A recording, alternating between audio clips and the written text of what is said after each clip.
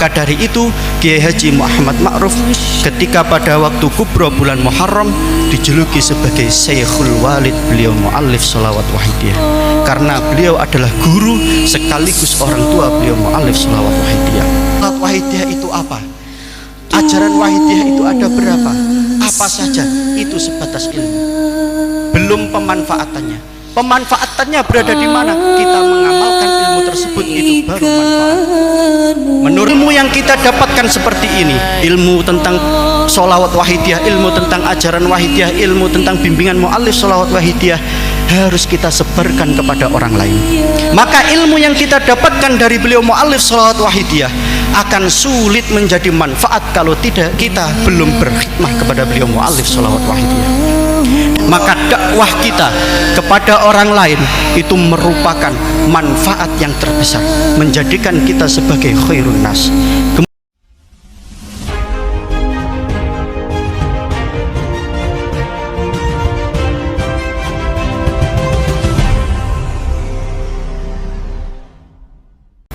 Assalamualaikum waalaikumsalam warahmatullahi wabarakatuh. Waalaikumsalam warahmatullahi wabarakatuh. Bismillahirrahmanirrahim. Alhamdulillahi salatu wassalam alaika wal ali bikal hudan ni'am. Ya sahibal isra'i wal mi'raji, ya sahibal maqami, ya dhad daraji. Anta rasulun wa nabiyyun ummi, anta rahimun wa habibul mun'imi. Ya ayyuhas syafi'u ya musyaffa'u, kullu syafi'in huwa minka yashfa'u. Antal musyaffa'u syafi'u shfa' lana indal karimi abadaw wa rabbina. Ya ayyuhal ghawthu salamullah alaika rabbini biiznillah, wanzur ilayya sayyidi binadhr musilatil lil hadratil aliyah. Amma ba'd.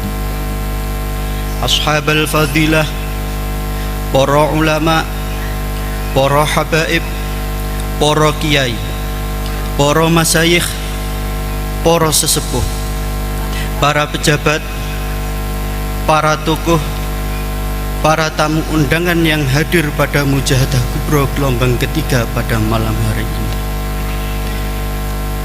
terutama sahibul fadilah, beliau Al-Mukarram Romo Kiai Haji Ahmad Masruh Ihsan Mahin, Magister Hukum, Ketua Umum Dewan Pimpinan Pusat Penyiar Sholawat Wahidiyah, sekaligus pengasuh pesantren At-Tahdzib Rejo Agung Ngoro Jombang, beserta keluarga besar beliau yang kami hormati dan kami muliakan.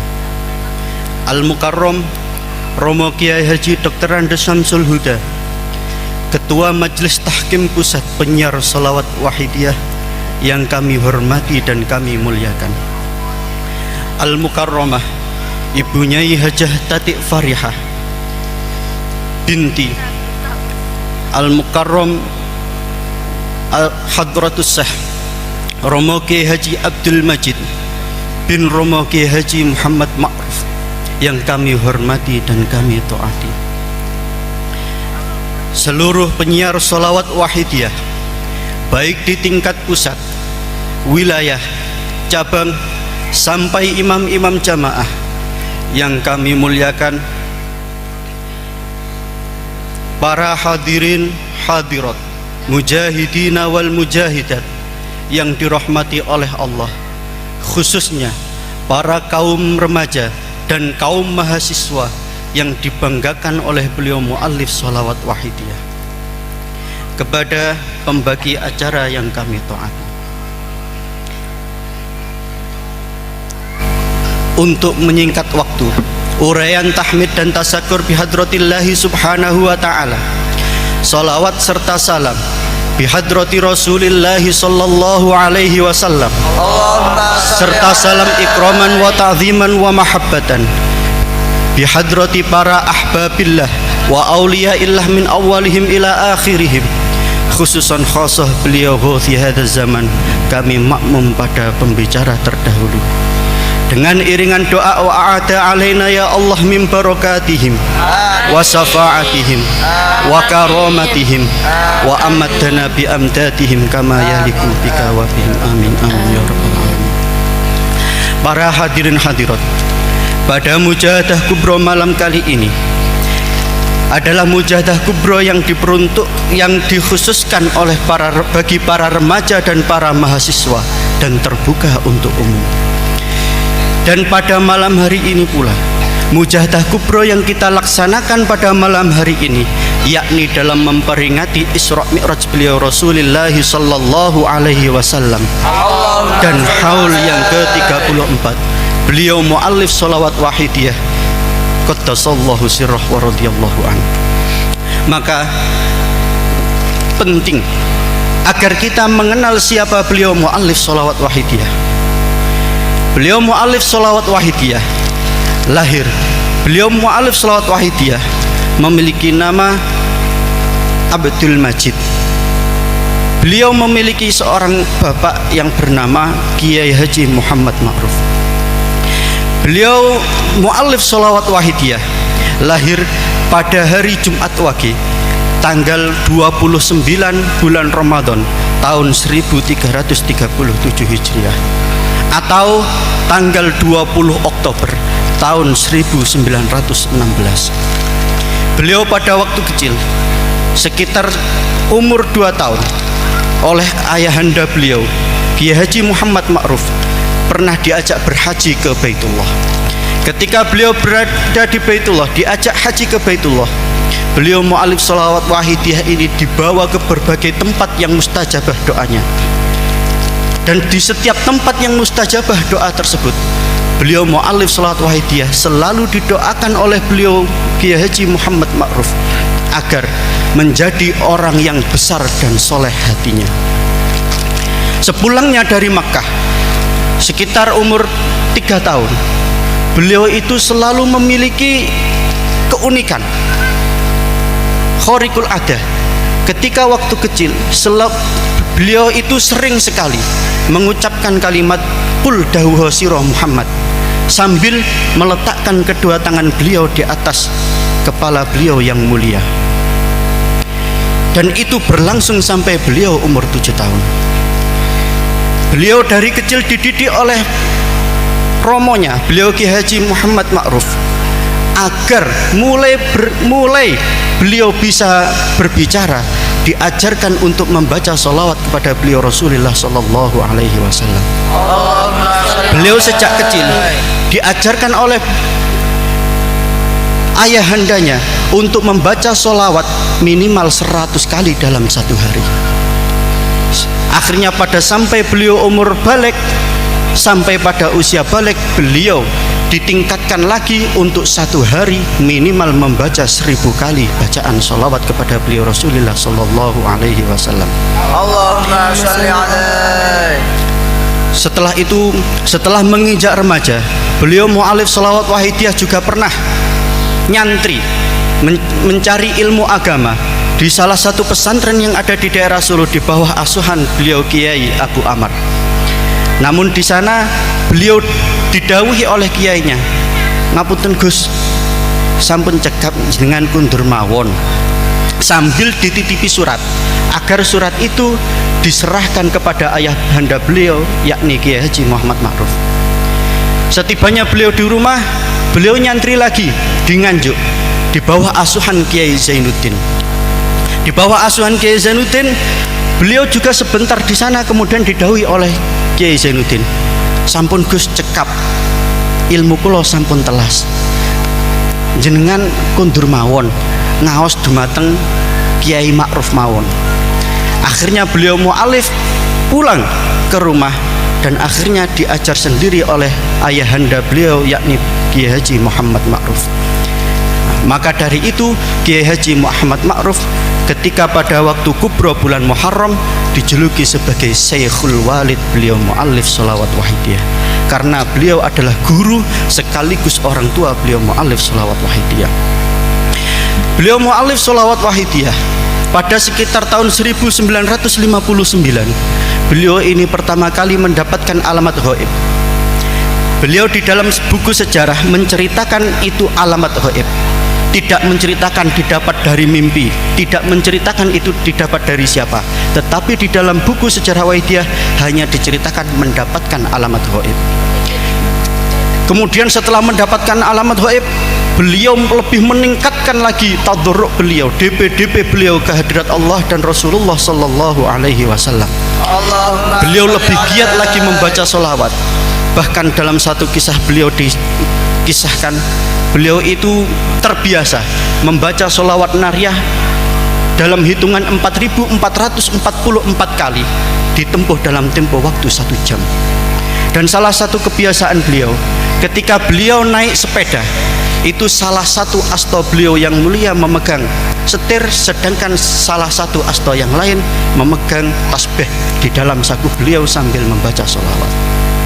Akhirnya pada awal tahun 1963 beliau mendapatkan alamat ghaib yang kedua, yang mana alamat ghaib yang kedua ini lebih tegas lagi. Akhirnya beliau menambah wiridan beliau lagi, menambah DP beliau ke hadirat Rasulullah sallallahu alaihi wasallam. Kemudian pada sekitar pertengahan tahun 1963 beliau mendapat alamat yang ketiga, yang mana di dalam alamat ghaib tersebut beliau mu'alif sholawat wahidiyah. Intinya diajak untuk segera memperbaiki mental masyarakat melalui jalur batiniyah. Akhirnya dalam ketawaduan beliau menceritakan, ketika beliau sedang gloso, tidak sengaja menulis sholawat yang pertama dan disebut dengan sholawat makrifat, yaitu sholawat Allahumma kama anta ahlu. Kemudian dari sholawat makrifat ini berurutan, akhirnya sempurnalah sholawat wahidiyah sebagaimana yang tersebar pada saat ini. Untuk lebih lengkapnya silahkan dibaca di buku sejarah wahidiyah. Maka dari itu, melihat dari kisah beliau, kita seharusnya yakin bahwasanya beliau dari kecil itu merupakan sosok yang sudah dipilih oleh Allah Subhanahu wa ta'ala. Beliau adalah orang yang soleh hatinya, besar hatinya. Bahkan di dalam satu kisah diceritakan, beliau itu mendapat ejekan yang sangat tidak pantas. Tapi dawuh beliau, loh kok ngoten nggih, mugi-mugi mawon kualat sae. Mungkin kalau kita yang mendapat ejekan itu tidak mungkin mendoakan yang baik, pasti mendoakan yang buruk. Tapi beliau mengajarkan kepada kita untuk tetap selalu mendoakan yang baik. Maka ketika kita sudah mengetahui kalau beliau mu'alif sholawat wahidiyah itu orang yang soleh, orang yang besar hatinya, apa yang harus kita lakukan?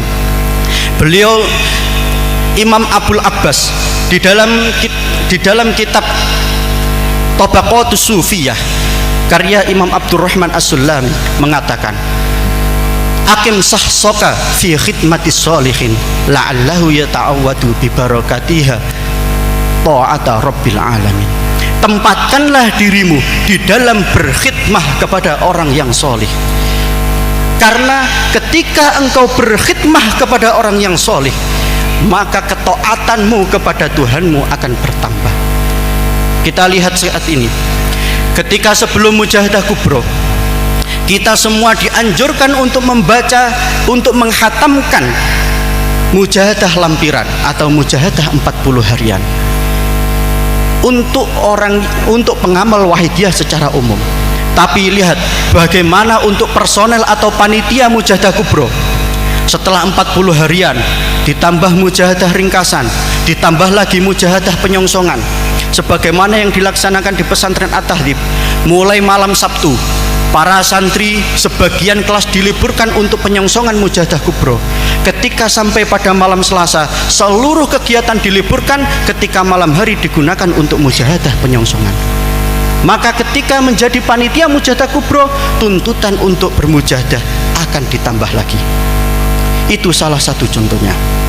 Maka dari itu, ketika kita mendapatkan sholawat wahidiyah, kita mengenal sholawat wahidiyah, kita mengetahui sejarah, kita mengetahui ajaran sholawat wahidiyah, itu sebatas ilmu.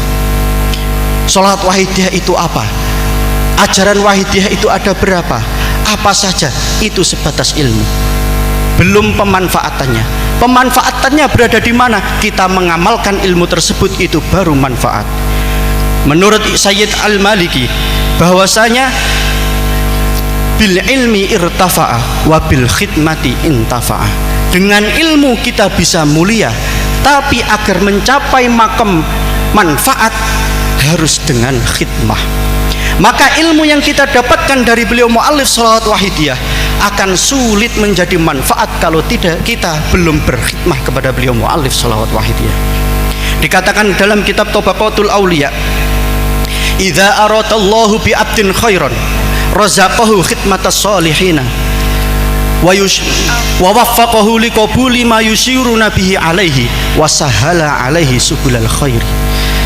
Imam Ibnu Mulkin mengatakan, ketika Allah menghendaki seorang hamba sebuah kebaikan, maka Allah akan menganugerahi hamba tersebut untuk berkhidmah kepada orang yang soleh. Dan Allah akan memberi taufik kepada hamba tersebut untuk menerima apa yang dibimbingkan, apa yang dituntunkan oleh orang soleh tersebut. Wasahala alaihi subulal khairi, dan Allah akan mempermudah jalan kebaikan bagi orang yang berkhidmah kepada orang yang soleh.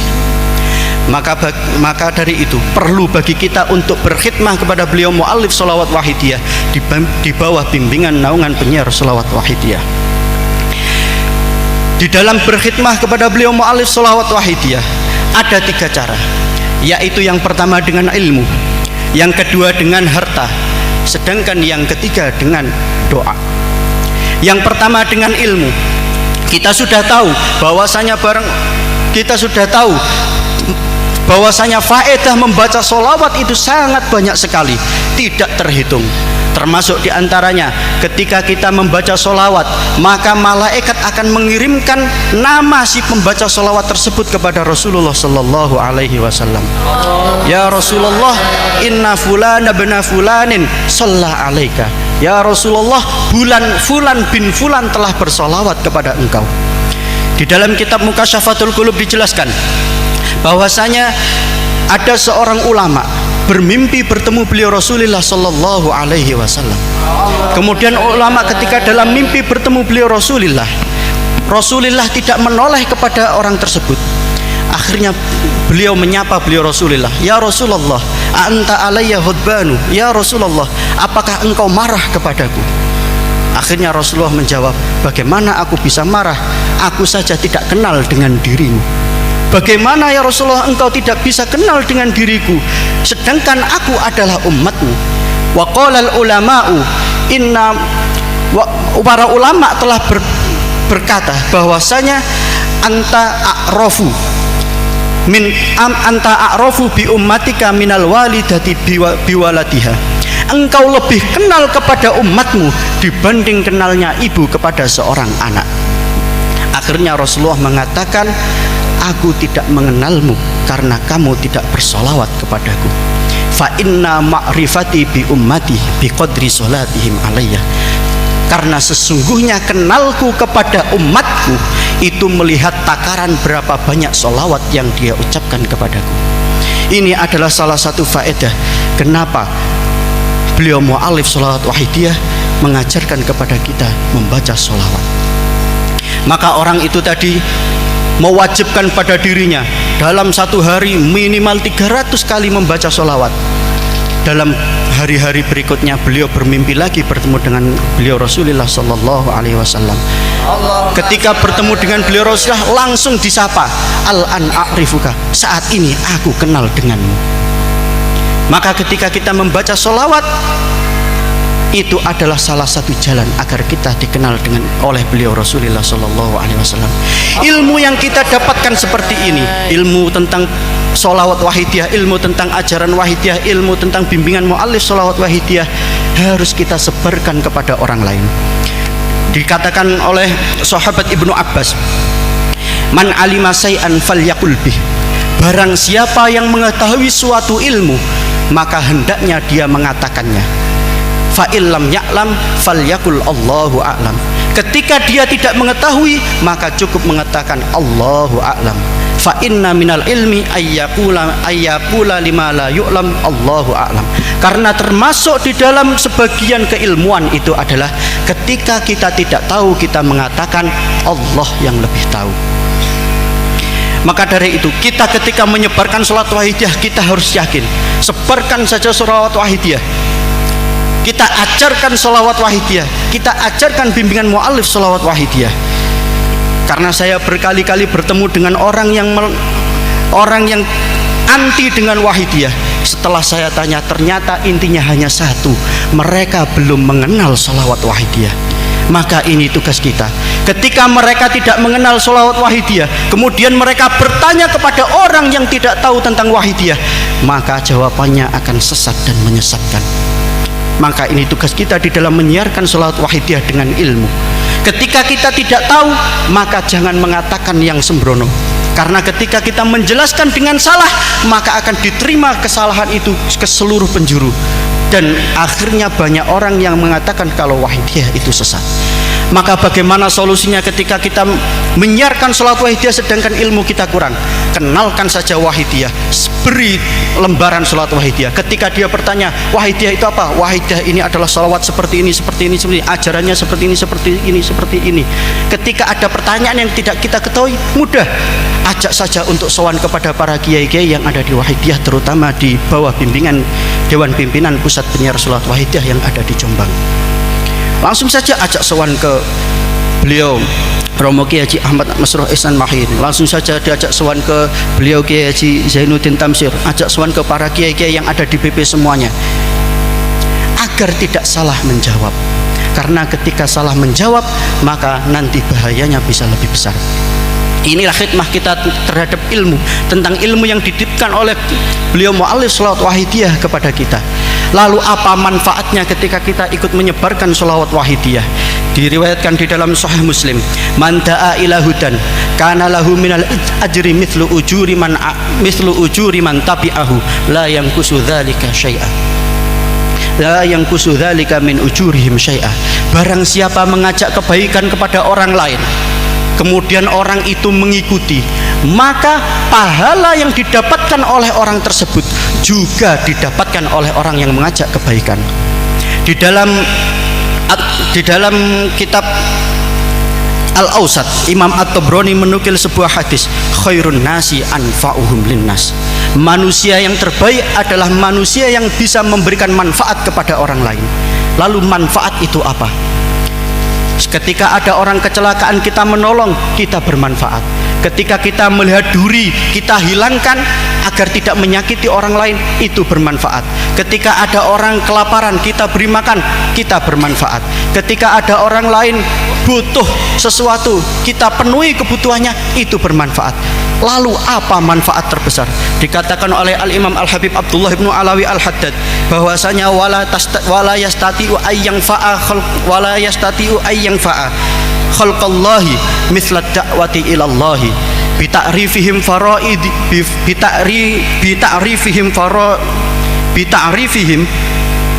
ma yajibu alaihim wala yastati'u ayyang fa'a khalqallahi mislat da'wati ilallah. Tidak akan pernah seseorang itu mampu memberikan manfaat kepada orang lain yang mana manfaat itu lebih besar daripada memberikan manfaat kepada orang lain berupa mengajak kesadaran kepada Allah Subhanahu wa ta'ala. Mengajak kesadaran kepada orang lain, mengajak kesadaran kepada Allah Subhanahu wa ta'ala kepada orang lain, menurut Imam Ibnu Alawi Al-Haddad adalah manfaat yang terbesar. Nah, kita di dalam sholawat wahidiyah ini diajarkan bahwasanya amalan sholawat wahidiyah ini bertujuan untuk litasfiyatil qulub wal ma'rifati billah wa bi rasulihi sallallahu alaihi wasallam. Tujuan utama dalam sholawat wahidiyah adalah untuk membersihkan hati dan ma'rifat billah wa rasulihi sallallahu alaihi wasallam. Maka dakwah kita kepada orang lain itu merupakan manfaat yang terbesar, menjadikan kita sebagai khairun nas. Kemudian Al-Habib Imam Ahmad Ibni Hasan Al-Attas pernah mengkisahkan bahwasanya ada salah seorang ulama yang berada di Yaman. itu sudah masyhur bahwasanya beliau itu bisa bertemu dengan beliau Rasulullah sallallahu alaihi wasallam secara yaqadhatan.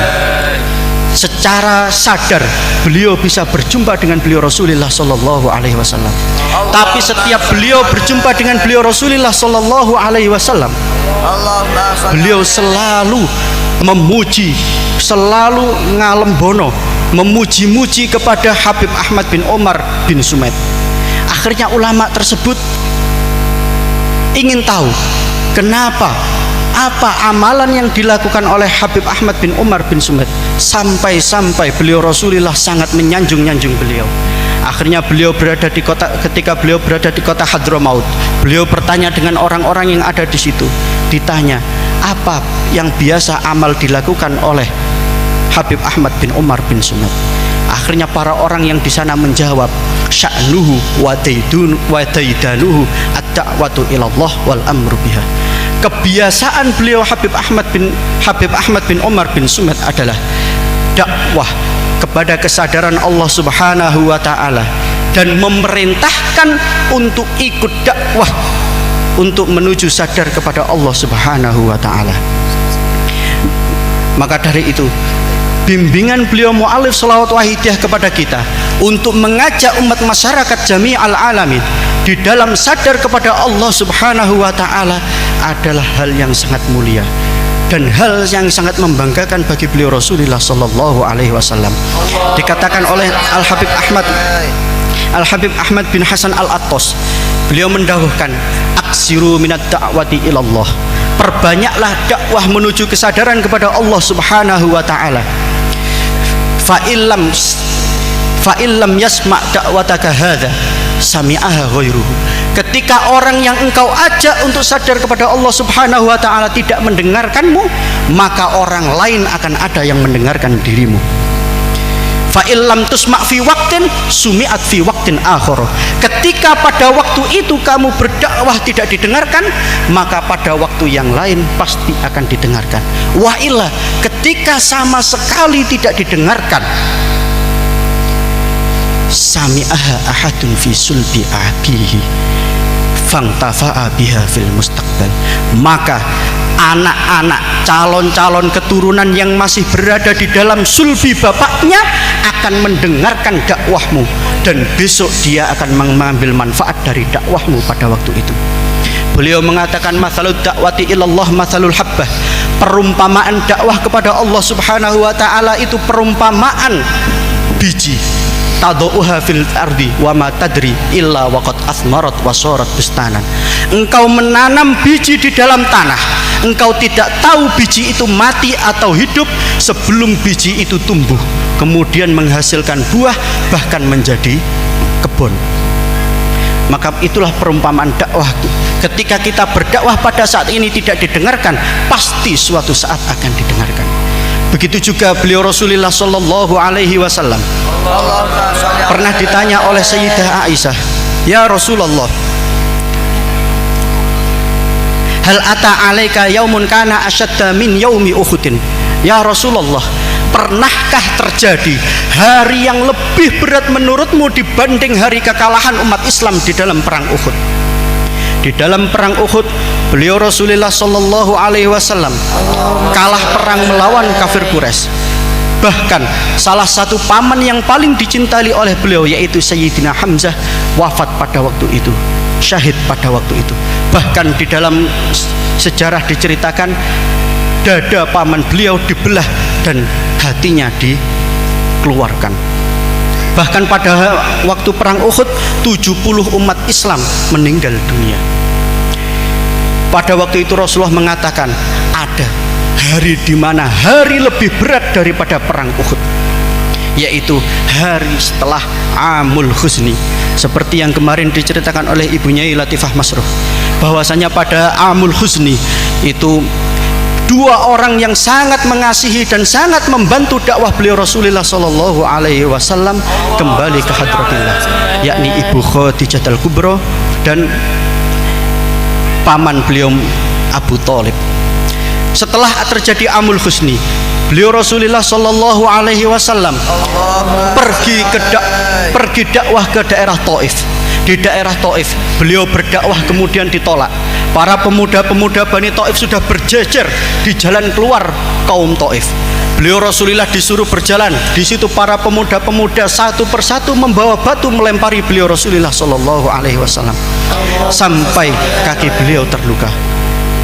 Akhirnya beliau pun saking susahnya, saking sedihnya, beliau mengatakan di dalam Sahih Muslim bahwasanya beliau berjalan tanpa arah dan tujuan, saking susahnya. Kemudian ketika beliau sampai pada suatu tempat, beliau Rasulullah Shallallahu Alaihi Wasallam melihat ada awan yang menaungi beliau. Kemudian beliau melihat ke atas, ternyata ada malaikat Jibril. Malaikat Jibril pun mengucapkan salam kepada beliau Rasulullah Shallallahu Alaihi Wasallam. Kemudian malaikat Jibril pun mengatakan, ya Rasulullah, Allah telah mendengarkan ucapan kaummu kepadamu dan mereka telah menolak kepadamu. Maka Allah mengutusku membawa malakul jibal, membawa malaikat penjaga gunung untuk engkau perintahkan apapun yang engkau mau.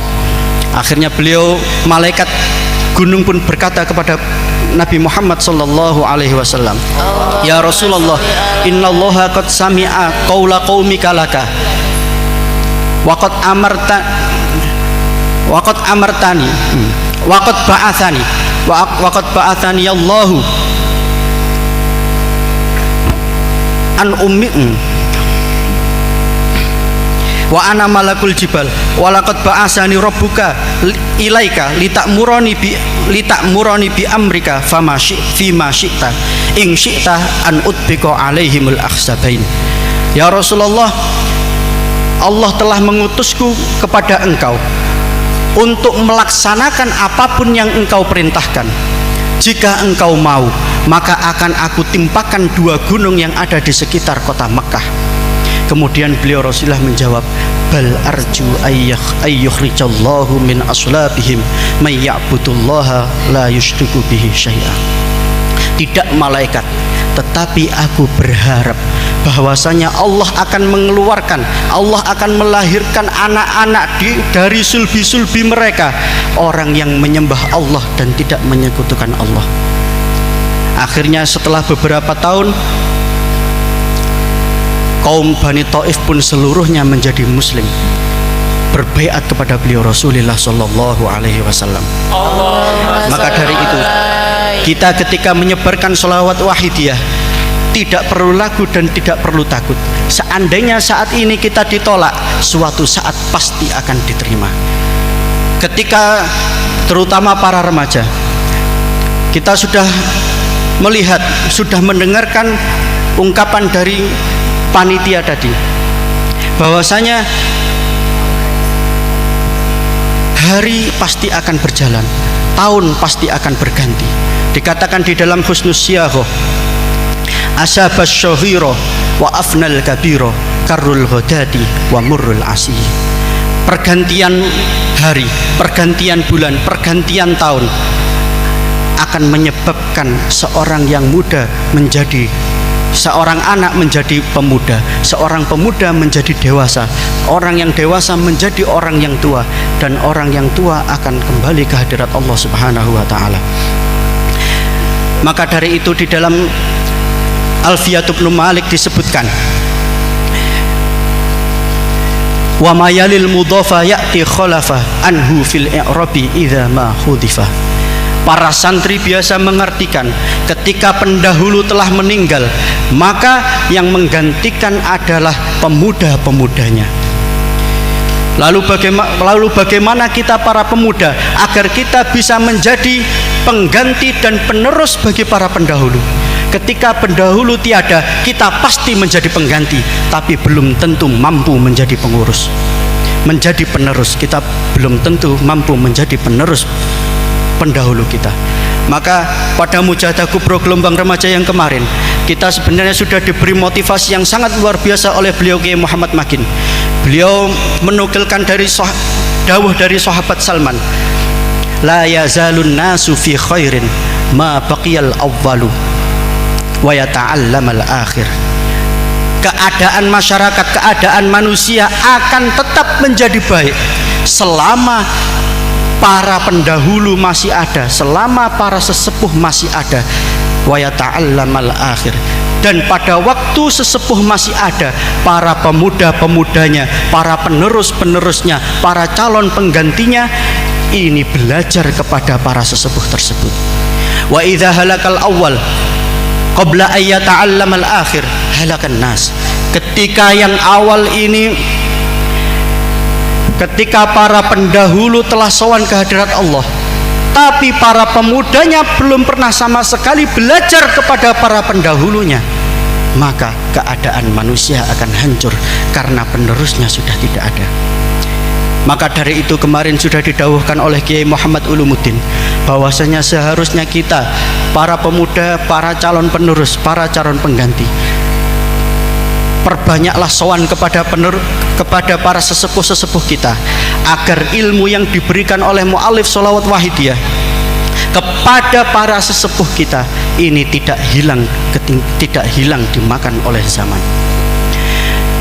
Inilah pentingnya khidmah kita kepada beliau mu'alif sholawat wahidiyah lewat ilmu, agar ajaran, bimbingan, tuntunan beliau mu'alif sholawat wahidiyah tidak hilang ketika para sesepuh kita hilang. Selanjutnya yaitu khidmah bil mal. Di dalam wahidiyah kita sudah diajarkan oleh beliau mu'alif sholawat wahidiyah, sudah dibimbingan oleh beliau mu'alif sholawat wahidiyah untuk selalu berdanabok.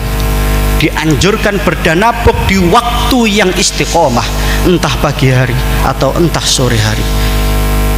Ketika kita berdanabok mengeluarkan uang 5.000 setiap hari, ketika kita mengadakan usbu'iyah ikut menyumbang, ketika kita mengadakan syahriyah ikut menyumbang, ketika mengadakan nisfus sanah kubro juga ikut mengeluarkan uang, maka uang yang kita keluarkan pasti diganti oleh Allah. Sebagaimana dikatakan dalam sebuah kaidah, man kana fillahi khalafuhu kana 'alallahi, man kana fillahi talafuhu kana 'alallahi khalafuhu. Barang siapa yang mendermakan apapun yang dimilikinya, baik harta, waktu, masa mudanya, didermakan kepada jalan Allah Subhanahu wa ta'ala, maka Allah akan mengganti itu semua. Imam Ibnu Katsir di dalam mensyarahi ayat wa ma anfaqtum min syai'in fahuwa yukhlifuh, apapun yang engkau dermakan maka Allah yang akan menggantikan. Di dalam ayat tersebut Imam Ibnu Katsir meriwayatkan sebuah hadis bahwasanya Allah memiliki dua malaikat, yang mana kedua malaikat itu selalu berdoa setiap hari. Malaikat yang pertama mengatakan, Allahumma a'ti mumsikan talafa, ya Allah, orang yang tidak mau mendermakan hartanya ke jalanmu, maka hancurkanlah hartanya. Sedangkan malaikat yang kedua mengatakan, Allahumma a'ti mungfikon kholafa, ya Allah, orang yang mendermakan hartamu, maka berilah ia ganti.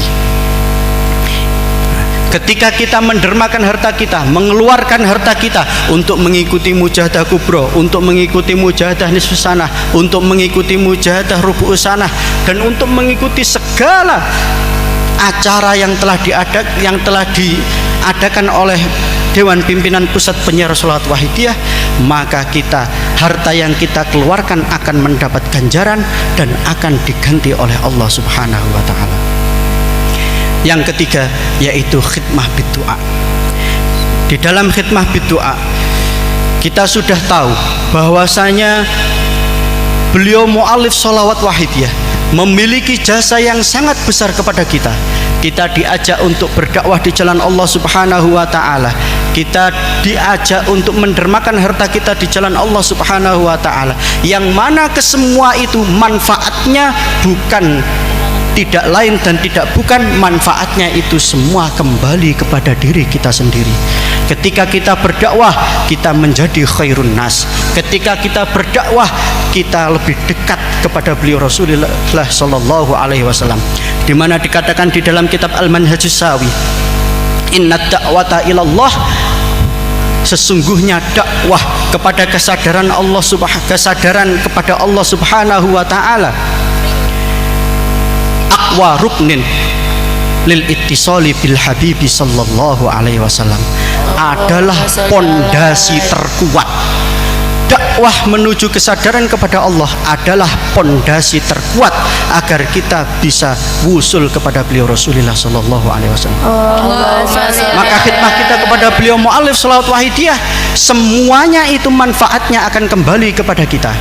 Maka jasa beliau muallif shalawat wahidiyah itu sudah banyak sekali kepada kita. Maka saking karena begitu besar jasa muallif kepada kita, dikatakan di dalam Sunan Abi Daud apa yang harus kita lakukan. Dalam sebuah hadis Rasulullah mengatakan, man sona'a ilaikum ma'rufan fakafi'uhu. Barang siapa yang telah berbuat kebaikan kepadamu, maka balaslah dengan balasan yang setimpal. Fa illam tajidu ma tukafi'unahu. Seandainya engkau tidak menemukan sesuatu yang bisa menyamai jasa orang yang telah memberikan jasa kepada kita, kita tidak menemukan benda yang bisa menyamai harganya, fad'ulahu, maka doakanlah orang tersebut hatta taraw annakum qad kafa'tumuh, sehingga engkau yakin bahwasanya engkau telah membalas jasa beliau. Maka dari itu para ulama salaf kita telah mencontohkan kepada kita sebagaimana yang diungkapkan oleh Sayyid Ahmad, beliau Imam Ahmad bin Al-Hambal. Beliau adalah salah satu murid Imam Asy-Syafi'i. Beliau mengatakan, wa inni la ad'u lisy-Syafi'i mungdu arba'ina sanatan fi sholati. Dan aku benar-benar telah dan aku benar-benar telah mendoakan Imam Asy-Syafi'i di dalam sholatku sejak 40 tahun yang lalu. Begitu itulah Imam Abdurrahman bin Mahdi. Imam Abdurrahman bin Mahdi juga mengatakan, ma shallaitu sholatan illa wa ana ad'u lisyafi'i fiha. Aku tidak pernah berdoa sama sekali, aku tidak pernah sholat sama sekali kecuali di dalam sholat tersebut aku berdoa kepada Imam Syafi'i. Maka bagi kita adalah salah satu cara yang termudah agar bisa membalas jasa beliau muallif shalawat wahidiyah dengan mendoakan beliau. Lalu apa yang akan kita dapatkan? Apa manfaat yang kembali kepada diri kita sendiri ketika kita mendoakan beliau?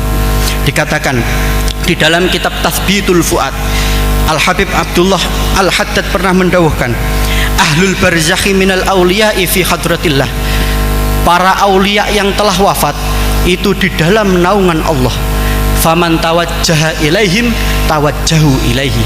Barang siapa yang bertawajjuh, berusaha menghadap kepada para aulia tersebut, maka para aulia tersebut juga akan menghadap kepada orang itu. Jika kita di dunia selalu bertawajuh kepada para aulia, maka di alam barzah para aulia juga menghadap kepada kita, melihat kepada kita.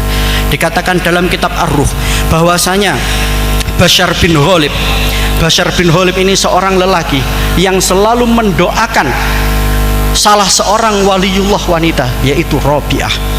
Bahkan Bashar bin Ghalib ini sering sekali mendoakan Rabi'ah ketika Rabi'ah sudah meninggal.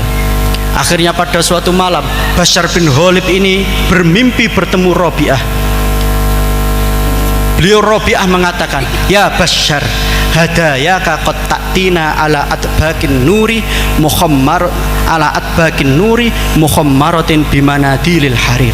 Hai Bashar bin Ghalib, hadiah-hadiah doa yang engkau berikan kepadaku telah sampai kepadaku, dibawa oleh pembawa doa. Doamu dibawa di atas piring yang terbuat dari cahaya dan ditutupi dengan sapu tangan yang terbuat dari sutra. Akhirnya Bashar bin Ghalib berkata, fa kaifa dzalika, bagaimana bisa seperti itu? Dikatakan oleh Rabi'ah di dalam mimpinya, hakadza du'aul ahya'i idza da'u lil mauta. Begitulah jika orang yang hidup kemudian berdoa untuk orang yang telah meninggal, orang yang telah wafat, wastujibalahu dan doa tersebut diijabahi oleh Allah Subhanahu wa taala, ju'ila dzalika du'a'u ala atbaqin nuri wa khummira bimanadilil harir. Maka doa tersebut akan dibawa di atas piring yang terbuat dari cahaya, kemudian ditutupi dengan kain yang terbuat dari sutra, diserahkan kepada orang yang didoakan. Kemudian diucapkan hadhihi hadiyatu fulanin lak. Ini adalah hadiah dari fulan kepadamu. Jadi ketika kita membaca sholawat kepada beliau Rasulullah Sallallahu Alaihi Wasallam, maka Rasulullah Sallallahu Alaihi Wasallam akan mengenal kita. Ketika kita berdoa kepada beliau mu'allif sholawat wahidiyah, maka beliau mu'allif sholawat wahidiyah akan mengenal kita. Di dalam arena mujahadah kubro ini, kira-kira ada berapa persen orang yang pernah melihat beliau mu'allif sholawat wahidiyah? Kira-kira ada berapa persen orang yang pernah berjumpa dengan beliau mu'allif sholawat wahidiyah? Kira-kira ada berapa persen orang yang pernah disapa oleh beliau mu'allif sholawat wahidiyah? Kira-kira yang hadir di sini ini ada berapa persen yang dikenal oleh beliau mu'allif sholawat wahidiyah? Maka cara yang paling tepat agar kita dikenal oleh beliau mu'allif sholawat wahidiyah adalah kita mendoakan kepada beliau mu'allif sholawat wahidiyah. Seandainya kita mendoakan kepada guru kita, doa tersebut akan sampai dan guru kita akan mengetahui, oh ini doanya muridku.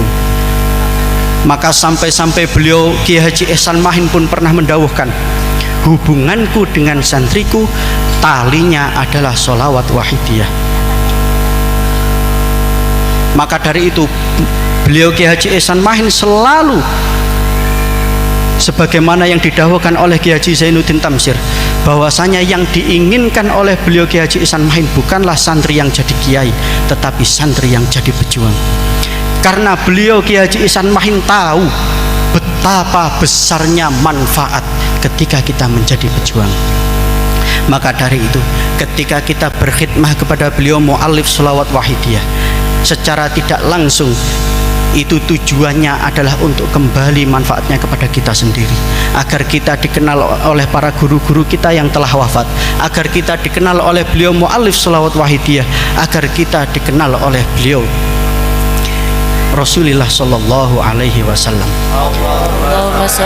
Di dalam hadis disebutkan di dalam tafsir Ibnu Katsir, Sayyidina Ali karramallahu wajhah pernah menceritakan bahwasanya Rasulullah Sallallahu Alaihi Wasallam bersabda, setiap dari kalian dari awal sudah diketahui tempatnya di surga atau di neraka.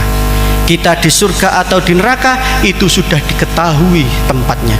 Akhirnya Sayyidina Ali mengatakan, ya Rasulullah, kalau begitu bukankah tidak cukup kita hanya tawakal saja? Jawaban beliau Rasulullah Sallallahu Alaihi Wasallam, i'malu, tetaplah beramal, kullun muyassarun lima khuliqalahu. Setiap dari kalian, setiap dari makhluk Allah, muyassarun lima khuliqalahu, akan dimudahkan jalannya sesuai dia diciptakan untuk apa. Maka dari itu saya sangat yakin bahwasanya para pengamal sholawat wahidiyah dan penyiar sholawat wahidiyah, di mana mereka selalu berdakwah di jalan Allah Subhanahu wa Ta'ala, berdakwah untuk memperkenalkan, untuk mendekatkan kepada beliau Rasulullah Sallallahu Alaihi Wasallam.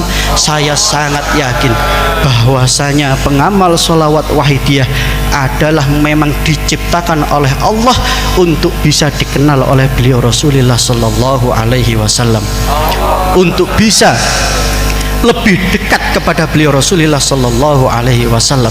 Karena pengamal sholat wahidiyah senjatanya adalah sholawat wahidiyah. Maka dari itu, mari kita bersama-sama menghadap beliau Rasulullah Sallallahu Alaihi Wasallam, menghadap kepada beliau mu'allif sholawat wahidiyah, menghadap kepada para guru-guru kita, agar para guru-guru kita, beliau mu'allif sholawat wahidiyah dan beliau Rasulullah Sallallahu Alaihi Wasallam mengenali kita.